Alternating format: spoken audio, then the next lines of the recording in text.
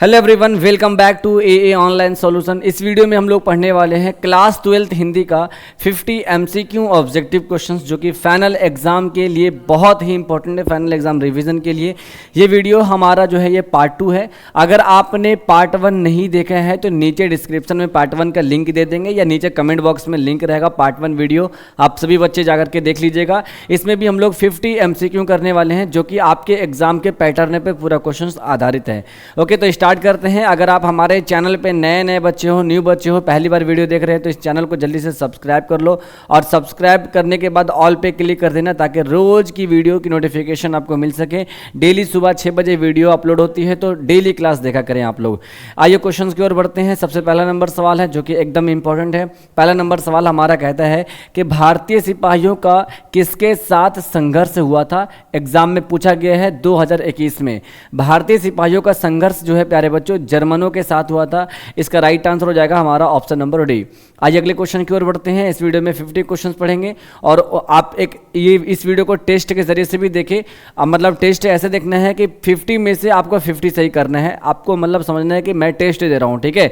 तो आप सभी बच्चे मेरे साथ पूरे क्लास को लास्ट तक देखिएगा और पूरे में से पूरे सवाल का सही जवाब दीजिएगा। सेकेंड नंबर सवाल हमारा कहता है निम्नलिखित में से कौन असंगत है। असंगत यानी कि अलग अलग होना, मतलब बराबर नहीं है, है ना। तो ये हमारा राइट आंसर हो जाएगा आचार का अनाचार। देखिए इसका अब ये जो है ना विलोम शब्द बना हुआ है, अगम का सुगम, आकर्षण विकर्षण, अंधकार और प्रकाश। ये जो है ना ये जो है संगत है, यानी कि सबका विलोम है। लेकिन आचार का विचार नीच नहीं होगा, बल्कि आचार का अनाचार होता है। तो इस हिसाब से ए आपका राइट आंसर होगा। अगला क्वेश्चन हमारा 3 नंबर सवाल कहता है मालती के पति का क्या नाम था। इसका राइट आंसर हो जाएगा हमारा ऑप्शन नंबर ए। मालती के पति का नाम था महेश्वर। इसका ए ऑप्शन आपका सही आंसर हो जाएगा। अगला सवाल देखते हैं हम लोग। 4 नंबर सवाल कहता है कि छात्रसाल दशक के रचनाकार कौन है। एकदम इंपॉर्टेंट क्वेश्चन है। छात्रसाल दशक के रचनाकार कौन है। तुलसी, जयसी, भूषण और नाभादास। इसका राइट आंसर हो जाएगा हमारा ऑप्शन सी, भूषण जी इनके लिखने वाले राइटर है। अगला 5वां नंबर सवाल देखते हैं। एकदम इंपॉर्टेंट क्वेश्चन है, एग्जाम में कई बार पूछे जा चुके हैं। क्वेश्चन कहता है कि कड़बक के रचयिता कौन है। तो कड़बक के लिखने वाले हैं मलिक मोहम्मद जैसी जी। इसका राइट आंसर हो जाएगा हमारा ऑप्शन नंबर सी। हमने 5 क्वेश्चंस कंप्लीट कर दिए हैं। उम्मीद है कि आपने 5 में से पूरा सही किए होंगे, 5 में से 5। अगर आपने अभी तक इस वीडियो को लाइक नहीं किए, फटाफट इस वीडियो को लाइक कर लीजिएगा, शेयर करिएगा आप सभी अपने अपने दोस्तों के साथ, और चैनल को कर लीजिएगा सब्सक्राइब। डेली की वीडियोस पाने के लिए हिंदी की तैयारी करना है, चैनल के साथ जुड़ जाइए, हमारे साथ पूरी तैयारी आपको करा दी जाएगी। आइए क्वेश्चन नंबर 6 देखते हैं। 6 नंबर सवाल कहते हैं गुलेरी जी की कहानी उसने कहा था किस शहर का, है ना, किस शहर के भीड़ भरे बाजार से शुरू हुई थी। तो राइट आंसर होगा हमारा ऑप्शन नंबर सी, अमृतसर के शहर के भीड़ में जो है ये कहानी शुरू हुई थी लहना सिंह का, है ना, किसका, लहना सिंह का और एक लड़की का, ठीक है। इसका सी ऑप्शन आपका राइट आंसर होगा। 7 नंबर हमारा सवाल कहता है कवितावली के रचनाकार कौन है। कवितावली के लिखने वाले राइटर कौन है। इसका करेक्ट आंसर होगा option number C, Tulsidas, Goswami Tulsidas.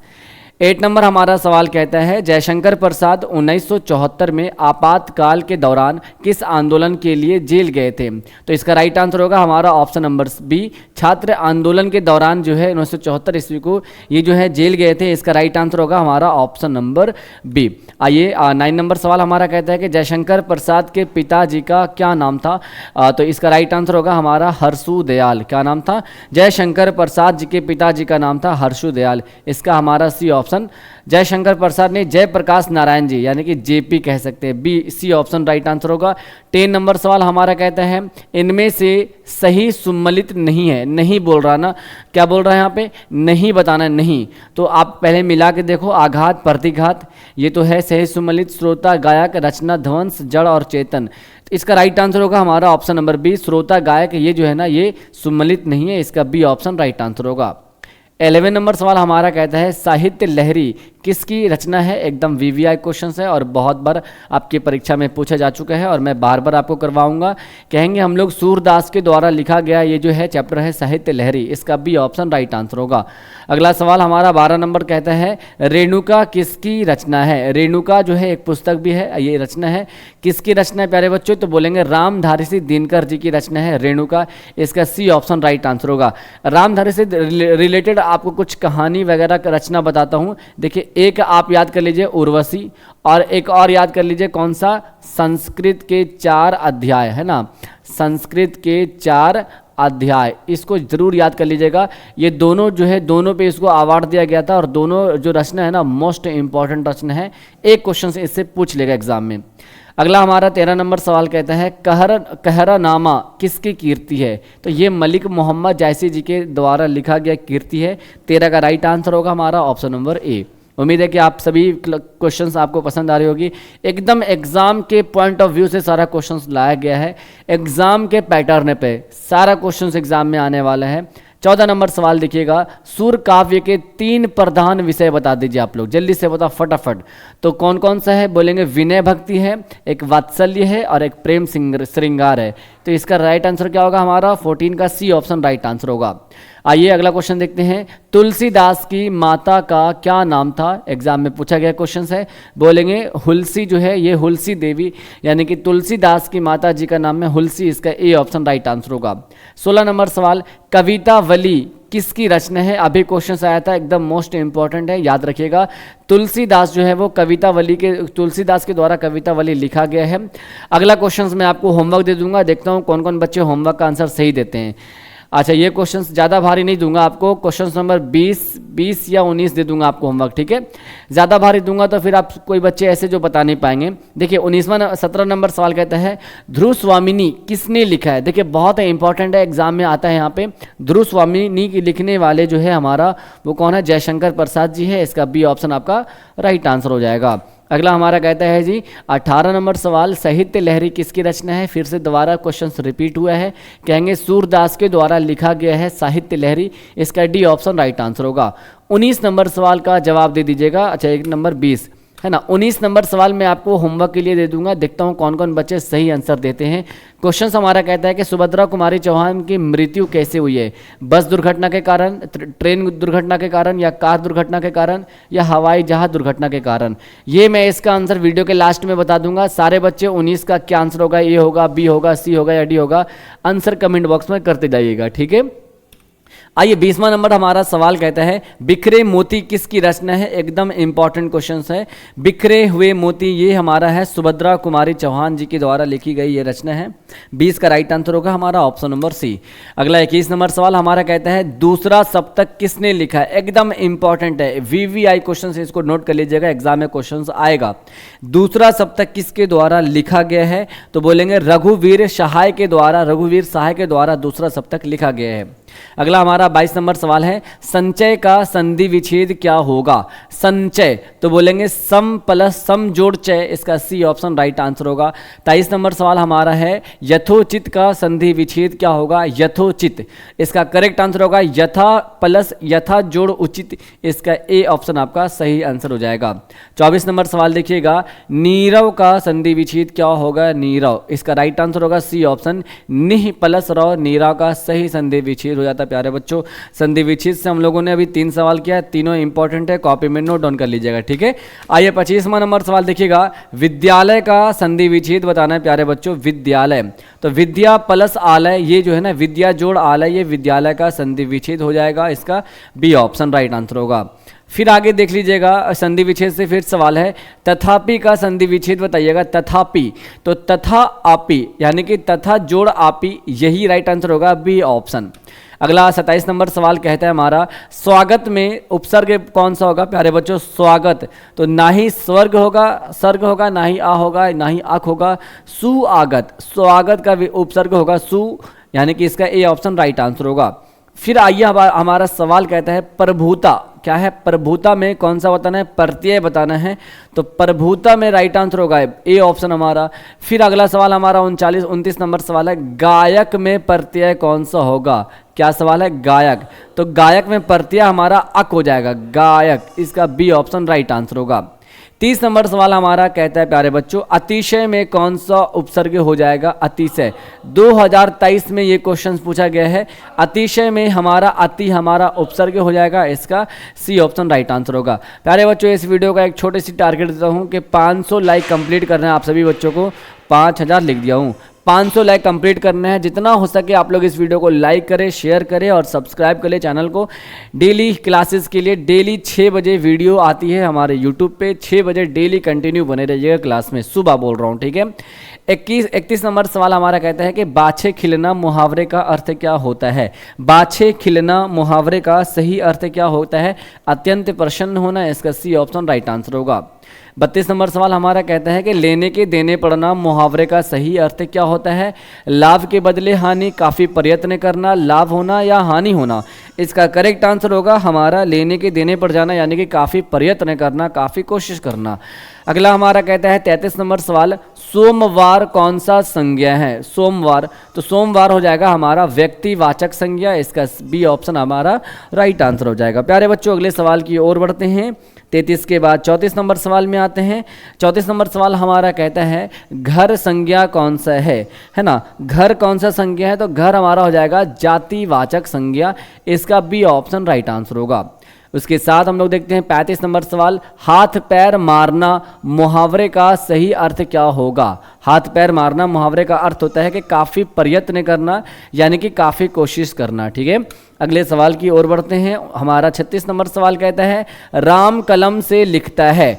इसमें बताना है कि जो से है ना, से ये किस कारक का विभक्ति चिन्ह है? तो यहाँ पे जो से का मतलब आ रहा है कि राम कलम से लिखता है, तो यहाँ पे जो है ना साधन कौन सा हो रहा है, जरिया कौन है? कलम है, तो इसका यहाँ पे होगा करण कारक, इसका सी ऑप्शन आपका राइट आंसर होगा।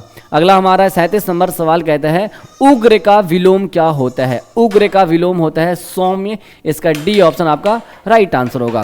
प्यारे बच्चों अगले सवाल की ओर बढ़ते हैं। 38 नंबर सवाल हमारा कहता है जागरण का विपरीतार्थक शब्द क्या है?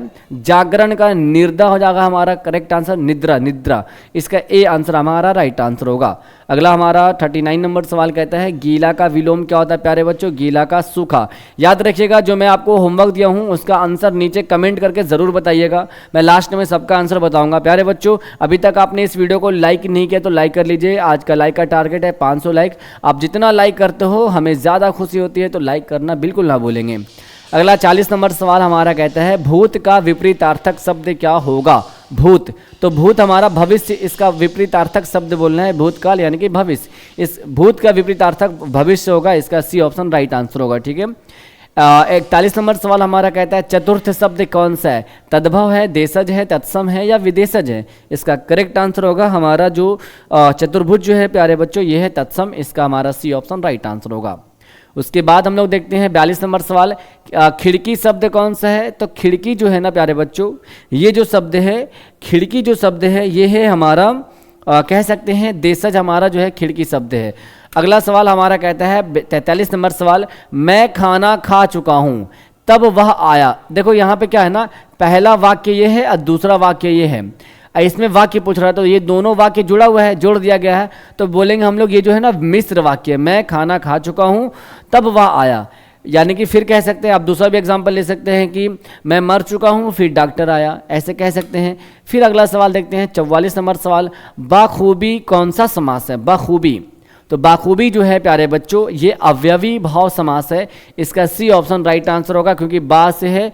अगला सवाल देखते हैं 45 नंबर सवाल हमारा कहता है रस भरा में कौन सा समास है? प्यारे बच्चों रस भरा में कौन सा समास है? इसका करेक्ट आंसर होगा हमारा ऑप्शन नंबर बी, रस भरा में तत्पुरुष समास हमारा करेक्ट आंसर होगा। प्यारे बच्चों 46 नंबर सवाल देखते हैं राजभवन कौन सा समास हो जाएगा? तो राजभवन भी जो होगा वो भी हमारा तत्पुरुष समास हो जाएगा, इसका हमारा ए आंसर राइट आंसर होगा। फिर देखते हैं हम लोग 48-47 नंबर सवाल, धर्माधर्म है ना, धर्माधर्म में कौन सा समास होगा? द्विगु समास, द्वंद्व समास, कर्मधारय समास और तत्पुरुष समास। इसका करेक्ट आंसर होगा हमारा 47 का ऑप्शन नंबर बी, द्वंद्व समास हो जाएगा हमारा। फिर देखते हैं 48 नंबर सवाल, त्रिभुवन कौन सा समास है? त्रिभुवन, त्रिभुवन जो है वो हमारा द्विगु समास है, इसका सी ऑप्शन आपका राइट आंसर होगा। उसके बाद हम लोग देखते हैं 39 नंबर सवाल, जो कहा ना जा सके उसे क्या कहते हैं? जो कहा ना जा सके उसे अकथनीय कहेंगे, इस तरीके से भी एग्जाम में क्वेश्चंस आती है। फिर हमारा इस वीडियो का सबसे लास्ट क्वेश्चन कहते हैं जिसका कोई नाथ ना हो, क्या बोलते हैं? जिसका कोई नाथ साथ ना हो, सॉरी यहाँ पे नाथ हो गया, जिसका कोई साथ ना हो उस व्यक्ति को हम अनाथ कहते हैं, इसका सी ऑप्शन राइट आंसर होगा। तो ये हमारा इस वीडियो का पार्ट 2 जो है हमारा 50 क्वेश्चंस कंप्लीट होता है। अब देखते हैं कि मैंने जो आपको होमवर्क दिया था उसका आंसर आपने क्या दिया। ठीक है, तो मैंने आपको होमवर्क दिया था 24 नंबर सवाल, शायद 25-24 नहीं 18-19 नंबर सवाल, ये मैंने आपको होमवर्क दिया था। क्वेश्चंस क्या प्यारे बच्चों, कहता है कि सुभद्रा कुमारी चौहान की मृत्यु कैसे हुई है। तो सारे बच्चे जिन्होंने सी आंसर लगाया है मेरे तरफ से वेरी गुड, एक्सीलेंट, बहुत अच्छा। एक्सीलेंट कब देंगे आपको, जब आपने एक्सीलेंट कब मिलेगा सभी बच्चों को, एक्सीलेंट तभी मिलेगा। ये जो 50 क्वेश्चंस का जो वीडियो हम आपके लिए लाए हैं, 50 क्वेश्चंस का जो आपका हिंदी का जो 50 क्वेश्चंस चल रहा है ना, आपको 50 में से 50 सही करके दिखाना था, है ना। यानी कि अगर 45 से ऊपर करते हो तो मेरी तरफ से बहुत अच्छा, एक्सीलेंट है सभी बच्चों को। ठीक है प्यारे बच्चों, जाइए पार्ट 2 वीडियो हमारा था, पार्ट 1 अगर आप नहीं देखें तो पार्ट 1 जाकर के देख लीजिएगा। इसी तरह से आपके एग्जाम तक part 2, part 3, part 4, part 5 video आती रहेंगी। बस हमारा सपोर्ट करेंगे सारे बच्चे। और वीडियो कैसी लगी नीचे कमेंट करके बताइएगा। जिन्होंने अभी तक सब्सक्राइब नहीं कर रखा है सब्सक्राइब कर लीजिए, वीडियो को लाइक कर लीजिएगा। मैं मिलता हूँ आपको अगली वीडियो में, जब तक के लिए जय हिंद प्यारे बच्चों। ओके।